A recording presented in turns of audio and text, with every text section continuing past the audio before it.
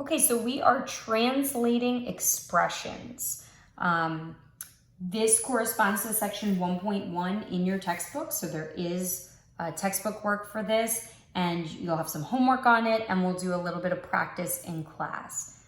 But essentially, translating expressions is that marriage between words and the math, right? So it's like the words versus the numbers, or the words versus the symbols, the mathematical symbols. So just something, a couple of definitions to start, and then we'll actually get into what some of the problems will look like. Again, this is stuff that you should have done before, but just as a refresher and to make sure your vocabulary is sharp. So just if you think about the words variable and constant outside of math, and you'll hear me say that a lot. I think a lot of times people think, oh, I don't know the math definition for this. Okay, great. Do you know what it means to be constant if something's constant? Do you know what it means for something to be variable, for something to vary? If you know what those words mean from English class, then you know what they mean in math, and that's kind of cool. It just doesn't have to be two separate things that your brain has to take up space knowing both. So variable, vary, something that changes, right? So a variable is something that changes. If you want to just think about, kind of what that word means outside of math. And then how does that relate to mathematical topics? It's when we start to see these letters being used in math. Because if I replace a number with an X, then that X can really have any value. It becomes variable. It becomes something that can change because all that's being used to represent it is a letter. So constant, what does constant mean? It means everything is staying the same, right? So if something's a constant, it's not a letter, right? It's staying the same. That's my definition outside of math class, which means it's maybe an actual number. So 5, 7, 1 million, right? Those would be constants because they're not going to change. 5 is 5. But depending on the problem, X might be 5, X might be 7, X might be 1 million. I don't know what it is, right? It changes. So that's just that difference in language there, variable versus constant. Now, algebraic expression, you might be like, oh, that sounds fancy. I don't really know what it is. So kind of like the last video, let's do the other definition, and then we'll kind of know the difference between the two. What do you think a numerical expression is? It has numbers in it, right? So then what's the difference with an algebraic expression? It might still have numbers, but it might also have variables. So numbers and variables. It might only have variables. The point is the numeric has no variables, no letters, right? Only numbers for the numerical. Algebraic can have any combination. Now, you have probably learned some key words to help you translate mathematical statements into, English statements, essentially. So just a little refresher, there might be some more. There's not many for multiply and divide. Divide is difficult because that one definitely has the least. But you probably know that add means sum, right, S-U-M. Subtract is known as the difference. These are like the key ones. Multiply, you have the word product. And divide, you have the word quotient. Those are the key ones. And then divide doesn't really have much more. There might be some phrases that indicate division, like split up, break into, something like that might indicate divide. But there are a lot of words really for add and subtract, and there's a couple for multiply that I want to make sure you know as well. So for things like add, you might, see words like increase, together, combine, right? Those are all words that kind of, because they mean bring together, it indicates that addition. More than,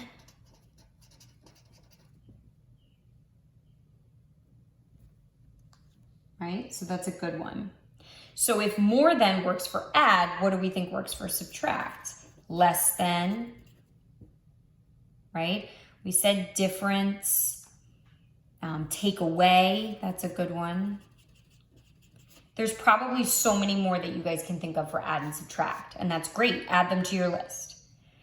Multiply has some good ones as well. Each, you'll see that word a lot, and that indicates multiplication, and of is a really good one. And we'll talk about of more, especially when we do percentages. So these are just ones that you should probably be very comfortable with. Again, if you know some difference, product, and quotient, you're probably good to go, because the rest of them, you'll see the words, right? So, and again, you should know these things. We're gonna use those to start translating and going back and forth between. So we'll take a look at some algebraic expressions. They have variables and numbers in them, and we are going to translate them kind of like we're in our foreign language class. We're gonna translate them to English. So yes, you can say 9 plus X. You can write out the word plus, absolutely. So you have options, 9 plus X, right? But if I want to incorporate some of those things that we just talked about, maybe I say the sum of 9 and X, right? You don't have to say both of those things, either one would work.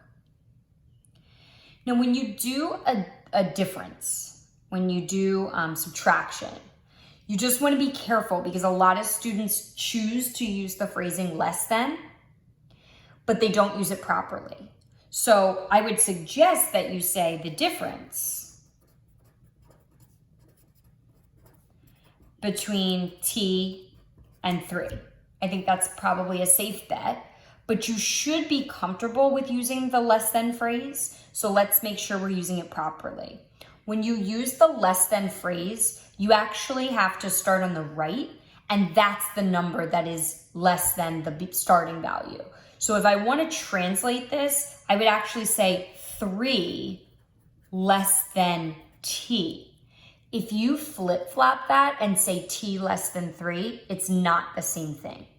So that's where it gets tricky, because addition, the order doesn't really matter. So if you did flip-flop things, who cares? Subtraction, that minus sign, that negative, right, is associated with the 3. So if you were to give it to the t, totally different problem. So you just want to be very cautious. When I see that less than sign, there's almost like something that goes off in my head. Oh, it should be the reverse order. So that's something that you want to think about when you're doing these problems. And 3 and 4 should be pretty straightforward, right? The product, because it's multiplication, of 7 and y. And then this is division, so the quotient of z and 6. So you have those words there, right? Sum, difference, product, quotient. We talked about the less than thing, and we're going to see that come up in a little bit. The other thing that I just want to mention, I don't know if you saw, but my variables are written almost a little bit like a script letter, right? Like not just an italicized, but there's like a handwriting aspect to it. Just something to think about. Your T's, I don't know if this is the technical term, but I say like they should have that little leg on them. Your Z's should have that line through them. Your X's, if they can look a little bit curvier, do you see how mine has like that curve at the beginning? Anything to distinguish a variable from something else, right? A T versus a plus sign. A Z versus a 2. Right? An X, the variable, versus an X for multiplication. We don't really use an X for multiplication anymore, and that's something that we'll talk about, you know, here and there, but it's just something that you might want to start to incorporate, especially with T and Z, because you don't want to be writing things and confuse yourself, let alone the person who's reading your work. So I have a trickier one for you because it's just a little bit more complex. It has a product and then it has that -1 on the end. So this part's easy. The 5x is going to be very similar to this 7y, right? So 7y was just the product of 7 and y. So 5x is going to be the product of 5 and x. But I have that -1. Do you remember when you see that minus, it's supposed to set something off in my head? Oh, I'm going to use that less than phrase, and I'm going to have to flip-flop the order. I'm going to have to start on the right. So what do I see all the way on the right is a 1. So I'm going to start with that. 1 less than the product of 5 and x. And that's just my symbol for and. I use it a lot, so just in case that's confusing. I also don't dot my I's. I apologize if that's confusing. You'll get used to it. Okay, so just always realizing, look at how the 1 in my words came first and the 5x is at the end. But in my algebraic expression, that's flip-flopped. That's going to happen if you're going to use that less than phrase. So now I have just 2 tough ones. Since we kind of did some easy ones, I have 2 tough ones in the other direction.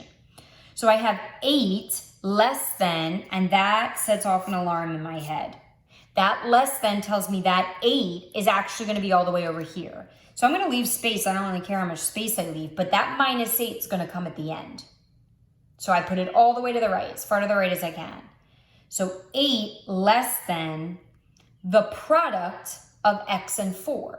So you just want to think about when you write a product and one of those things is a variable, the number should come first. So the product of x and 4 should be written as 4x. You don't want to write x4, right? We don't do that. The number always goes in front with that product.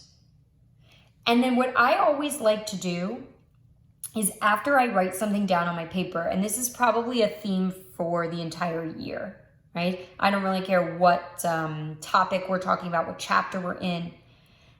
I want to write it, and then I want to go back and redo the problem using what I've written, because I may have been seeing something in my head, and then when I got it down on the paper, now that I'm actually seeing it on the paper, I realize that's not right. Like, that's silly. Why did I think that? But in my head, it seems so perfect, right? I don't know about you, but I need to see it. So instead of just staring at a blank piece of paper, having all these things floating in my head, I'm writing something down, even if it's wrong, and then I'm seeing it and I'm able to say, oh, shoot, I put that 8 to start the problem, and that should not be. That just doesn't make sense. So now I know I can move it to the back. So those are some things to incorporate as you move through the year, and tools that you can just continue to use throughout math.